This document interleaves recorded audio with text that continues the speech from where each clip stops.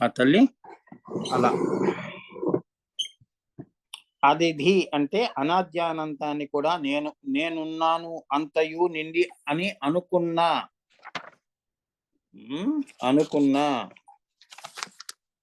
సాక్షి రూప పరమాత్మ ఎవరైతే ఉన్నారో వారిని కశ్యప అంటారు. అంటే అహం బ్రహ్మాస్మి అంటే ఆ ఈశ్వరుడు ఏమనుకున్నాడు? అతిథి అంటే అనాది ఆది అంతాన్ని కూడా అంతం వరకు నేను ఉన్నాను, అంతయు నిండి ఉన్నాను అనుకున్న సాక్షి రూప పరమాత్మ అంటే పరాశూన్యం అంతా మేల్కొంది. ఆ మేల్కొట్టమే ఈశ్వరము. అదేమనుకుంది? ఇదంతా నేనై ఉన్నాను, అహం బ్రహ్మాస్మి. సాక్షులు ఆయన ఎప్పుడైతే ఆయనకి అది వచ్చిందో అహం బ్రహ్మాస్మి అన్నది తెలుసుకున్నాడో, ఎవరైతే ఉన్నారో వారిని ఏమన్నారు? కశ్యప అన్నారు. తెలుసుకోక పూర్వం ఏమన్నారు? పశ్యక అన్నారు. అర్థమైందా? సింపుల్ గా చెప్తున్నాను. తెలుసుకోక పూర్వం ఆయన కశ్యప. ఆయన ఏమిటో ఆయనకే తెలియదు. కళ్ళు తెరిచిన తర్వాత నేను ఉన్నాను, ఇదంతా నేనై ఉన్నాను అని అనుకున్నప్పుడు కశ్యప అయ్యాడు, బ్రహ్మ అయ్యాడు అని. అది ఆ ప్రదేశము ఏదైతే ఉన్నదో దానిని అతిథి అన్నారు. అంటే ఆయన ఏదైతే ప్రదేశంలో అంటే ఏంటంటే ఆ యొక్క పరాశూన్యంలో ఎంతవరకు చైతన్యం ఉన్నదో దాన్ని ఏమన్నారు? అతిథి అన్నారు. అవే తర్వాత శివశక్తులు అవుతాయి. అది ఎప్పుడైతే అలా అనుకున్నారో వారు కామేశ్వర రూప పరమాత్మలుగా వారు మళ్ళీ కిందకి దిగి శ్రీచక్రంలో బిందు రూపంలోకి వచ్చినప్పుడు శివశక్తులు అవుతున్నారు అని చెప్తున్నారు. ఇదంతా కశ్యపుడి యొక్క కథ. ఇది శ్రీ విద్యకు సంబంధించిన కథ. ఏమో దీన్నే కింద పురాణాల్లో శ్రీ విద్యనంతా కూడా కథల రూపంలో అలానే ఉపనిషత్ రూపంలో ఇప్పుడు నేను ఒక పుస్తకం రసో వైస ఏమా ఇవన్నీ ఉపనిషత్స్ అన్నీ కూడా ఈ శ్రీ విద్యకి సంబంధించినవేనమ్మా. అందులో నేను ఇవాళ బోధ ఉపనిషత్ చదివాను. అంతా కూడా శ్రీ విద్య. ఎంత బాగుందమ్మా. ఆనందగనులు వారు ఎంత బాగా రాశారు. డోంట్ వేస్ట్ టైం నన్న ఏమ్మా. Don't waste time. పుస్తకాలు కొనుక్కొని చదువుకోండి హాయిగా. రోజుకు ఒక పేజ్ చదవండి అమ్మా. ఎందుకు ఊరికే వైడ్ వేస్ట్ టైం? ఒక్క పేజ్ చదవండి, ఏమొద్దు. 500 పేజీలు ఓడి చదవమన్నాడు. ఒక్క పేజ్ చదవండి, మీకే ఎన్నో రహస్యాలు తెలుస్తాయి. సర్వమైన అంటే అనంత మయూఖములకు మాత అతిథి. అంటే ఈ యొక్క సృష్టికి అంతా కూడా మయూఖములు అంటే నెమలి అమ్మవారైతే నెమలి పింఛం ఉంటుంది కదమ్మా. ఈ మయూఖములు ఈ భువనాలన్నిటికీ కూడా ఆమె ఏమవుతున్నది? అతిథి అవుతున్నది. ఏమ్మా ఆమె పేరే భువనేశ్వరి. ఆమెయే భువనేశ్వరి అని. ఈ లోకాలన్నీ కూడా 14 నెమలి పించాలన్నీ కూడా ఈ నెమలికి చెందినవి. ఆ నెమలియే ఈ భువనేశ్వరి అంటున్నారు. అది మీ భాషలో చెప్పాలంటే.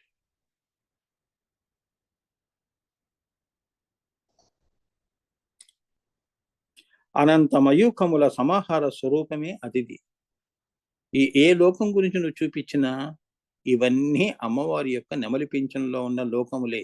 అది అతల వితల సుతల రసాతల మహాతల ఏ లోకాలు నువ్వు మాట్లాడు. ఇప్పుడు మన సైన్స్ కూడా కొత్త లోకం ఏదో కనిపెట్టింది అనుకో, అక్కడ కూడా అమ్మవారి యొక్క మయూఖములే. ఆ లోకంలో కూడా ఇంకా నువ్వు తెలుసుకోవలసిన లోకాలు ఇంకా ఎన్నో ఉన్నాయి అమ్మా. ఇంకా చంద్రమండలం దగ్గరే ఆగిపోయాం మనం. ఇంకా ఇటువంటివి కోటాను కోట్ల లోకాలు ఉన్నాయమ్మా. ఇంకా ఇటువంటి మానవ సృష్టి ఇంకెక్కడుందో అనేది కూడా మనకి తెలియదు, కానీ ఉన్నాయి. బ్రహ్మాండము అంటే మీరు చూసే వరకు బ్రహ్మాండం కాదమ్మా. ఆ అండమును చూడలేవు. అదే స్వర్ణ గర్భ అమ్మవారు అమ్మా. ఆమె స్వర్ణ గర్భ. ఆ తల్లి అనుగ్రహం ఉంటేనే నీకు తెలుస్తుంది. నువ్వు అక్కడ దాకా వెళ్ళాలి. అమ్మలో లయమైతే నీకు తెలుస్తుంది. ఇదంతా ఈ రహస్యం, శ్రీ విద్యా రహస్యం తెలుస్తుంది.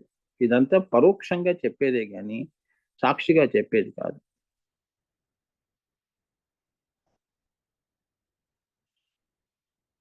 దానిని అనంతముగా చూచిన వాడు కశ్యపుడు. ఏమ్మా దీనంతా చూసిన వాడు ఎవరు? కశ్యపుడు అంటే ఈశ్వరుడు అని. ఏమ్మా అవి ఉండటము చేత ఈక్ష వచ్చినది. అంటే ఏంటంటే ఈ యొక్క ఏమా సమాహార స్వరూపమే అతిథి. ఆ అతిథిని చూచిన వాడు ఈశ్వరుడు. ఏమ్మా ఆ ఈశ్వరుడు కశ్యపుడు.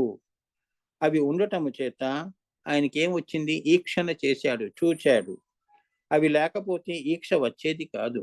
అంటే తన యొక్క మయూకములు, అంటే అమ్మవారు తన యొక్క లోకములు తనను తాను చూసుకోవటము ఈక్ష. అంటే నువ్వు అద్దంలో చూసుకున్నప్పుడు ఏం చేస్తున్నావు? ఈక్షణ చేసుకుంటున్నావు, నిన్ను నువ్వు చూసుకుంటున్నావు.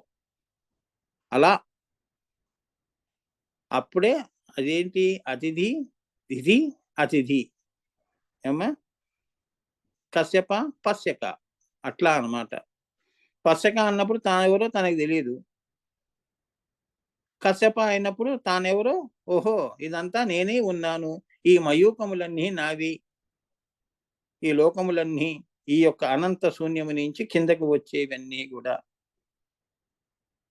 కింద రాబోయే లోకాలు. అది భువనేశ్వరి అమ్మవారి యొక్క రూపము అంటున్నాడు.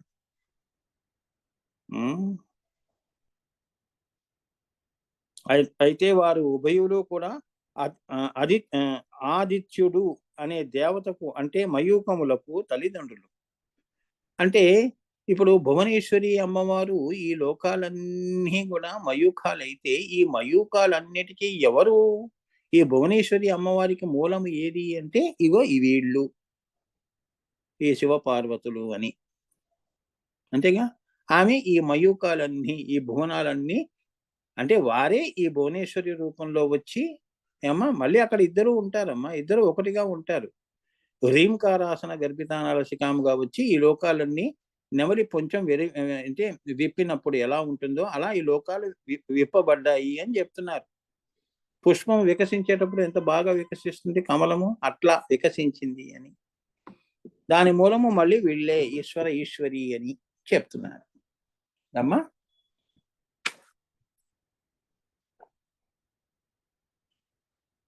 సో ఇక్కడ ఏమిటి కూడా ఆదిత్యుడు అనే దేవతకు, అంటే మయూకములకు తల్లిదండ్రులు. అంటే ఇప్పుడు హకారము ఏమయ్యాడు? హ్రీం బీజము కదా భువనేశ్వరికి. హకారము కశ్యపుడు అనుకోండి, రకారమేమో అతిథి అనుకోండి, అంటే శివపార్వతులు అనుకోండి. ఈ అనేది ఏమిటి? వారిద్దరికి సంబంధించిన ఈక్ష. వారిద్దరూ అలా చూసుకోవటం వలన అనంత ఈక్ష, ఆ యొక్క పరాశూన్యం అంతా చూసుకున్నారు ఇద్దరు. ఈం అంటే పరాకారణ. మరి వారి కారణం ఏమిటి? ఈమంటే పరాకారణం ఒకటి ఉంది కదా, ఆ పరాకార్య సమ్మేళనము. వారిద్దరూ కలిస్తేనే కానీ రాబోయే భువనాలు రావు అని. సో ఆ పరాకారణ, మరి వారు కారణ కార్యాలు పైన జరుగుతాయి, మనవి భూమి మీద జరుగుతాయి కదమ్మా. మనవి పెళ్లి చూపులుగా ఇక్కడ భూమి మీద జరుగుతాయి, వాళ్ళవి అక్కడ జరిగాయి అంటున్నాడు మీ భాషలో చెప్పాలంటే. వారు అక్కడ ఈక్షణ చేసుకున్నారు.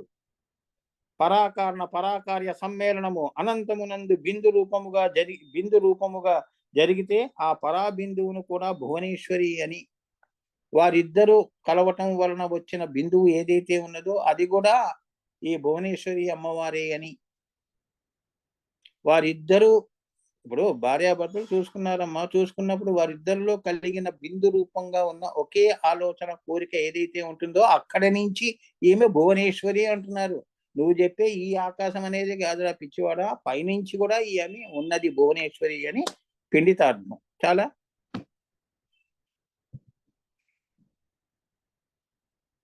తల్లి సింపుల్ గా అర్థమైందిగా.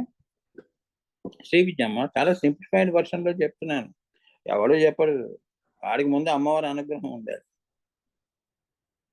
నేను చెప్పలేను, తల్లి అనుగ్రహం ఉంది కాబట్టి చెప్తున్నాను.